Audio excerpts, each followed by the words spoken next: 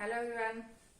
Now lecture 2 which is cell cycle and cell division. lecture 1 और lecture 2 के बीच में काफी गैप हो चुका है बट स्टिल हम कंटिन्यू करते हैं lecture 2 which is cell cycle and cell division. देखो बेटो सेल साइकिल जो हमने पढ़ी थी तो lecture 1 में क्या पढ़ा था, जितना भी आपका जो सेल साइकिल है क्या पढ़ा था कि सेल साइकिल जो होता है एक कोऑर्डिनेट इवेंट है. ठीक है, जहां पे सेल है एक कंटिन्यू इवेंट के थ्रू काम कर रही होती है. कई सारे फेजेस होते हैं जिसमें हमने पढ़ा कि एक होता है इंटरफेज होता है और एक होता है एम फेज. देखो फिर से कर लेते हैं. यहाँ पे सेल साइकिल में यहाँ पे हमने कुछ इस तरह का पढ़ा था कि सेल साइकिल एक कोऑर्डिनेट इवेंट में काम कर रही है. ठीक है, अब इसको हमने कैसे डिवाइड किया, यहाँ हमने माना एम फेज और ये G1 S एंड G2. ठीक है, G1 S G2 को हमने इंटरफेज बोला और एम फेज जो है वो एक्चुअल माइटोटिक फेज है जहां पे एक्चुअल में सेल डिवाइड करती है. लेकिन एम फेज तक पहुंचने से पहले सेल के बहुत सारे ड्रामे हैं. ड्रामे ये हैं कि G1 S G2 में इनमें बहुत सारी चेंजेस होती है. G1 में सेल क्या करती है, प्रिपरेशन कर रही है. भैया सेल को डिवाइड होना है तो अपना कंटेंट बढ़ाना है, अपने ऑर्गेनल्स को डुप्लीकेट करना है, साइटोप्लाज्म बढ़ाना है, डीएनए बढ़ाना है, प्रोटीन सिंथेसिस करना है, पॉलीमरेज एंजाइम भी चाहिए, हिस्टोन प्रोटीन भी चाहिए. तो इन सब की तैयारी G1 S G2 में सेल कर लेती है. सबसे इंपॉर्टेंट फेज एस फेज. यहां पे क्या होता है, डीएनए का अमाउंट बढ़ जाता है. हम बोलते हैं कि डीएनए का अमाउंट बढ़ गया. डीएनए 2C था, 2C से 4C बढ़ गया बट नंबर ऑफ क्रोमोसोम नहीं बढ़े. एस फेज की बात कर रहे हैं. अब कंफ्यूजन ये होता है कि जब डीएनए का अमाउंट 2C से 4C हो गया तो क्या चेंजेस हुए. डीएनए का अमाउंट बढ़ा तो क्या क्रोमेटिन का अमाउंट बढ़ा या क्रोमोसोम का अमाउंट बढ़ा, क्या हुआ. तो एग्जैक्टली हम आज के लेक्चर में यही डिस्कस करने वाले हैं कि ये जो एस फेज है इसमें जब डीएनए के अमाउंट 2C से 4C हुआ तो एग्जैक्टली क्या ड्रामेटिक चेंज हुए हैं डीएनए के अंदर या क्रोमेटिन के अंदर या कह लो क्रोमोसोम के अंदर. तो आज इसको हम बहुत डिटेल में पढ़ने वाले हैं. सिर्फ इंटरफेज को अच्छे से एनालाइज करेंगे कि क्या क्या चेंजेस होने वाली है स्टेप बाय स्टेप. ठीक है, तो देखो क्या होता है. होता क्या है, यहां पे हम बात करें इंटरफेज की. इंटरफेज में क्या होता है, इंटरफेज में ये होता है कि हमने इंटरफेस को 3 पर्टिकुलर जो इवेंट है उनमें बांट दिया है which is G1 S and G2. G1 S G2 में बांटने के बाद क्या हो रहा है कि G1 में क्रोमेटिन कितना है, एक क्रोमेटिन फाइबर होता है. क्रोमेटिन फाइबर क्या होता है, एक आपका जैसे कि हेयर होता है ना, हेयर लाइक स्ट्रक्चर है, थ्रेड लाइक स्ट्रक्चर है जिसके अंदर डबल स्ट्रैंड डीएनए. सोचो एक बाल ले लो आप, एक थ्रेड जैसा स्ट्रक्चर है और उसके अंदर भी डबल स्ट्रैंडेड डीएनए है. तो एग्जैक्टली एक क्रोमेटिन फाइबर जो होता है 1 क्रोमेटिन फाइबर है और हम जब उसके अंदर देखते हैं तो हमें एक डबल स्ट्रैंड डीएनए दिखता है. ये G1 फेज में. ठीक है, G1 फेज में हम इतना अमाउंट लेके चले. एस फेज आया, रेप्लीकेशन हो गया. रेप्लीकेशन हो गया तो डीएनए का अमाउंट 2C से 4C बढ़ गया. हमने कहा डीएनए का अमाउंट बढ़ा, नंबर नहीं बढ़ा. कंफ्यूज नहीं होना, डीएनए का अमाउंट बढ़ाएंगे, नंबर नहीं बढ़ाएंगे. तो यहां पे क्या हुआ, जब रेप्लीकेशन हुआ, रेप्लीकेशन क्या होता है, डीएनए अपनी जैसी कॉपी बना लेती है, अपने जैसी एग्जैक्ट कॉपी बना लेती है, इसी को बोलते हैं रेप्लीकेशन. रेप्लिका का मतलब ही यही होता है. अब एक क्रोमेटिन फाइबर है जो कि रेप्लिकेट कर चुका है तो डबल स्ट्रैंड डीएनए, एक डीएनए जो कि डबल स्ट्रैंड था अब 2 डबल स्ट्रैंड डीएनए हो गए. After replication 2 double strand DNA हो गए इन एस फेज, मींस डीएनए का रेप्लिकेशन हो गया. ठीक है, G2 फेज आई, फिर वही कोई चेंजेस नहीं. एक क्रोमेटिन फाइबर है जिसके अंदर 2 डबल स्ट्रैंड डीएनए है. फिर से देखो, G1 में एक chromatin fibre but 1 double strand DNA. S phase I, DNA का रेप्लिकेशन हो गया. रेप्लिकेशन हो गया तो डीएनए ने अपना अमाउंट बढ़ा लिया, मींस डीएनए की कॉपी तैयार कर ली. तो यहां पे एक क्रोमेटिन फाइबर के पास 2 डबल स्ट्रैंड डीएनए. ठीक है। G2 में वही कंटेंट रहा, कोई चेंजेस नहीं। अब क्या हुआ, कंडेंसेशन हो गया। कंडेंसेशन का मतलब था अभी तक जो डीएनए था वो कैसा था, सुलझा हुआ था। अब डीएनए उलझना स्टार्ट हो गया, कंडेंस होना स्टार्ट कर दिया। अब जब कंडेंस हुआ तो कंडेंस स्टार्ट हो गया, डीएनए ने उलझना, कंडेंस करना, या अपने आप को बहुत ज्यादा अमाउंट ऐसे एक दूसरे में गैदर होना स्टार्ट कर दिया। अब प्रोफेज आए, prophase, metaphase, anaphase and telophase, ये एम फेज की सारे हैं, ठीक है, माइटोटिक में। तो प्रोफेज में क्या हुआ, जब डीएनए का कंडेंसेशन किया, उलझा डीएनए, तो एक क्रोमोसोम जिसमें कि 2 सिस्टर क्रोमेटिड्स नजर आए हमें, ठीक है। इसके पास 2 क्रोमेटिड्स हैं, एक क्रोमेटिड्स ये है और एक क्रोमेटिड्स ये है, ठीक है। 2 double strand DNA and 2 chromatids. एक क्रोमेटिड्स ये है पीएनक्यू आर्म्स में और एक क्रोमेटिड्स ये है।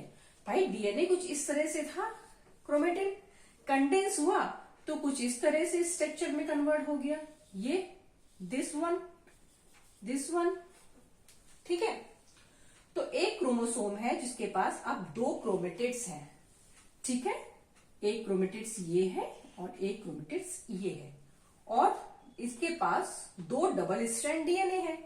इस क्रोमेटिड्स के पास एक डबल स्ट्रैंड डीएनए है और इस क्रोमेटिड्स के पास भी 2 डबल स्ट्रैंड डीएनए है, और ये दोनों आर्म्स जो है ये सिस्टर क्रोमेटिड्स हो गई। 2 एक जैसी आर्म्स है तो ये सिस्टर क्रोमोसोम हो गए, ठीक है।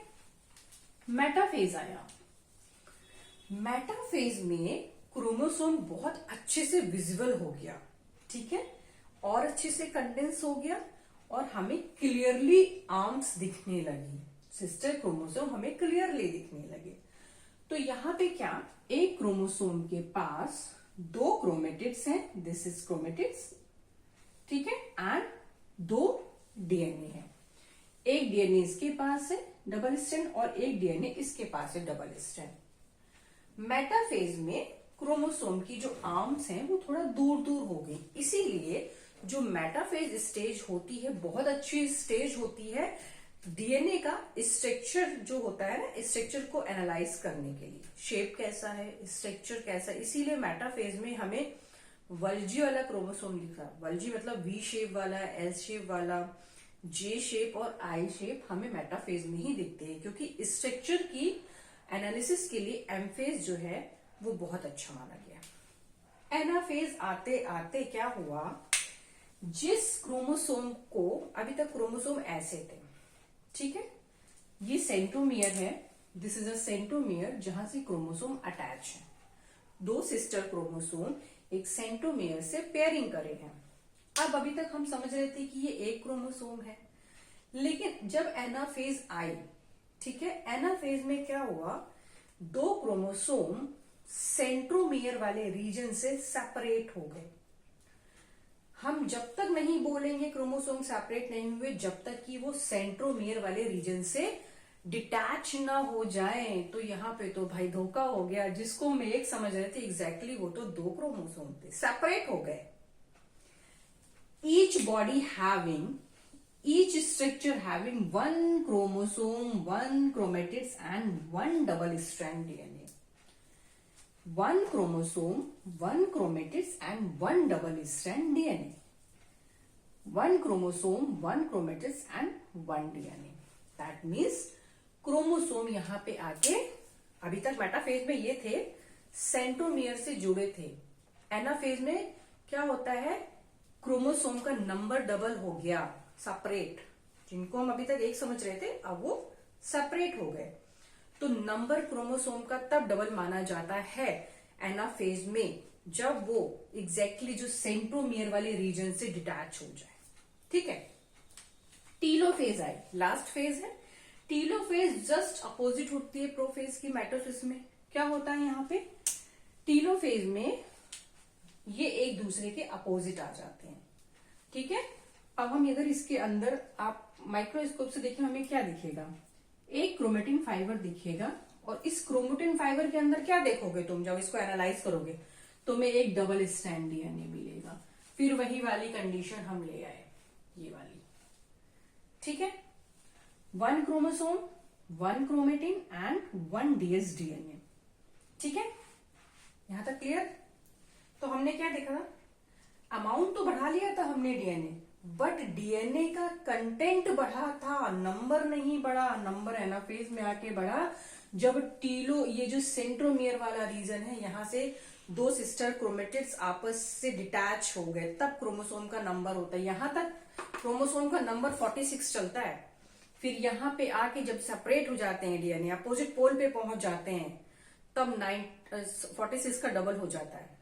फिर वही हर ईच एंड एवरी सेल में 46 फिर से डिवाइड होता चला जाता है। तो ये इतना था। तो कोई पूछे कि एक क्रोमेटिन फाइबर के पास क्या क्या होता है, तो हमारे पास एक क्रोमेटिन फाइबर के पास हमेशा एक डबल स्ट्रैंड डीएनए होता है, कुछ हिस्टोन प्रोटीन होता है, कुछ आरएनए और कुछ नॉन हिस्टोन भी होता है। इंपॉर्टेंट है ये।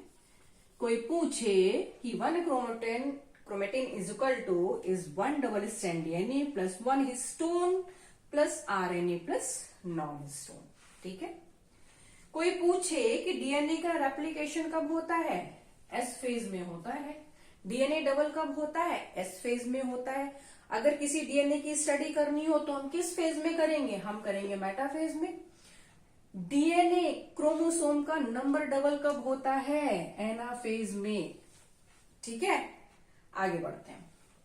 देखो, मान लो ये G1 फेज है, हम एक क्रोमेटिन लेके चले जिसके पास एक डबल स्ट्रैंड डीएनए है, ठीक है। अमाउंट कितना था, 2C, मतलब कि हम अमाउंट की बात करें, मान लो यहाँ पे 60 पिकोग्राम। डीएनए को मेजर यूनिट क्या होती है, किसमें यूनिट को मेजर करते हैं, पिकोग्राम में। 60 पिकोग्राम हम लेके चले थे, नंबर उतना है। नंबर कितना है, मान लो 10 क्रोमोसोम है। एस फेज आई, डीएनए का रेप्लिकेशन हो गया, तो डबल स्ट्रैंड डीएनए जो है, ये 2 स्ट्रैंड मिल गए। एक क्रोमेटिन फाइबर में 2 डबल स्ट्रैंड डीएनए, पहले एक डबल स्ट्रैंड डीएनए था, अब 2 डबल स्ट्रैंड डीएनए हो गया। 2C से डीएनए का अमाउंट बढ़ गया, कंटेंट बढ़ गया, तो 120 पिकोग्राम हो गया। 60 से 120 पिकोग्राम हो गया। बट डीएनए के नंबर की बात करें, क्रोमोसोम का नंबर अभी भी 10 ही है, ये अभी भी एस फेज में 10 है। G2 फेज आई, वही amount still remain still 120 picogram and 1 chromatin के पास 2 डबल स्ट्रैंड डीएनए है, और यहां पे भी डीएनए का अमाउंट 4C है। यहां तक कोई दिक्कत नहीं होगी, ठीक है। दैट मीन्स कि ये वाला जो लेक्चर 2 बनाने का मकसद यही था कि देखो, कंटेंट बढ़ा, डीएनए का अमाउंट बढ़ा, नंबर नहीं बढ़ा। नंबर तब बढ़ेगा जब एनाफेज में डीएनए जो है वो सेंट्रोमियर से सेपरेट हो जाएंगे, ठीक है। तो यहां तक कोई दिक्कत नहीं होगी। G1S G2 ये अलग से जो बनाया है, ये एक्चुअली इसलिए बनाया है कि आगे अब हम जब एम फेज को स्टिल पढ़ेंगे बहुत डिटेल में, माइटोसिस पढ़ेंगे, तो हमें दिक्कत ना हो, ठीक है। इसके बाद वाला जो लेक्चर आपका आएगा, विच इज लेक्चर 3, उसमें हम क्या करने वाले हैं, देखो उसमें हम पढ़ेंगे, हम जानते हैं माइटोसिस क्या होती है। एक पेरेंट सेल होती है, जब उसमें ग्रोथ होने लगती है, तुम्हारी बॉडी की कोई सेल है, ठीक है, अब वो ग्रोथ करने लगी, उसका साइटोप्लाज्म बढ़ गया। अब जब बढ़ गया तो उसको डिवाइड होना है, तो वो 2 सेल में सेपरेटली डिवाइड हो गई, अपने इक्वल अमाउंट में जो डीएनए का कंटेंट लेके वो डिवाइड हो गई। Parent cell and daughter cell दोनों के पास सेम नंबर ऑफ क्रोमोसोम, यही तो माइटोसिस है, ठीक है।